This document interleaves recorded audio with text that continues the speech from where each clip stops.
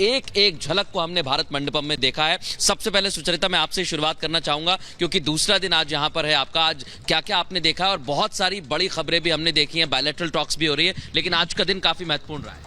आज का दिन बहुत महत्वपूर्ण है और मृदुल, सबसे बड़ी खबर जो न्यू दिल्ली लीडर्स डिक्लेरेशन है वो इस G20 से उभर कर आती है। कभी भी कोई अंतर्राष्ट्रीय प्लेटफॉर्म पर इस तरह की बैठक होती है, इस तरह का महाआयोजन होता है, उसमें बहुत जरूरी है कि सारे देश जिनकी अलग अलग महत्वाकांक्षाएं हैं, अलग अलग उनके उद्देश्य हैं, वो एक मंच पर आकर एक साझा डिक्लेरेशन का हिस्सा बने। ये बड़ा मुश्किल होता है कई महामंचों पे करना, क्योंकि हम जानते हैं कि this is a platform of super powers. यहाँ भारत का हित अलग है, अमेरिका का हित अलग है, वहीं रशिया और चीन कुछ और सोचते हैं, भले ही उनके राष्ट्रपति ना आए हो लेकिन उनके रिप्रेजेंटेटिव्स आए हैं। उन सब के उद्देश्यों को एक साथ एक मंच पर लाना और एक डिक्लेरेशन में लाना, ये बहुत बड़ी उपलब्धि हिंदुस्तान के नेताओं की है और हिंदुस्तान की सरकार की है। जैसा कि अमिताभ कांत कह भी रहे थे कि ये प्रधानमंत्री नरेंद्र मोदी की सरकार का एक अथक प्रयास रहा है, जिसके चलते उन्होंने किया टायरलेसली, बहुत मेहनत के साथ और बहुत चरमबद्ध तरीके से ये किया गया होगा श्वेता नामिका, तभी इस तरह के एक उद्देश्य के एक डिक्लेरेशन पर पहुंच पाए।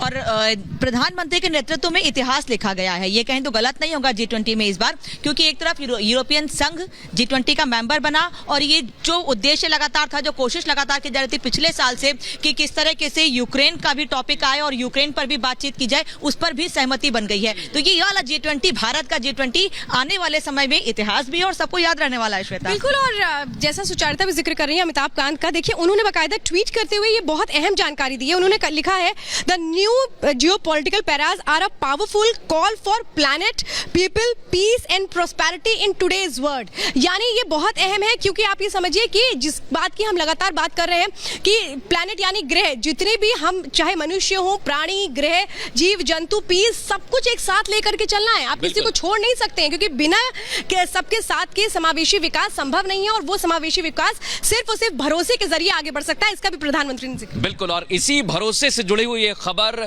भारत की कूटनीतिक जीत हुई है। सुमित ने भी अभी ज्वाइन कर लिया, लेकिन बड़ी खबर आपको बता दें, G20 समिट में भारत की बड़ी कूटनीतिक जीत हुई है। नई दिल्ली लीडर्स डिक्लेरेशन, जिसका सुचरिता जिक्र कर रही थी, उस पर सहमति बनी है। समावेशी, सतत और ग्रीन विकास पर भी सहमति बनी है। यह आने वाले समय में दुनिया को रास्ता दिखाने वाला है। लेकिन इस दौरान क्या कुछ खास रहा है, सुनवाते हैं आपको। एक खुशखबरी मिली है, हमारी टीम्स के हार्डवर्क से और आप सभी के सहयोग से नई Delhi G20 leaders summit declaration पर सहमति बनी है।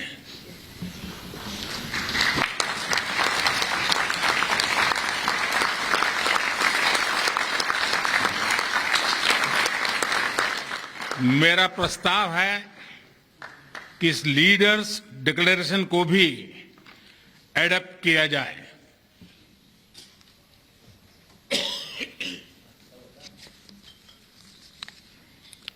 मैं इस डिक्लेरेशन को एडॉप्ट करने की घोषणा करता हूं।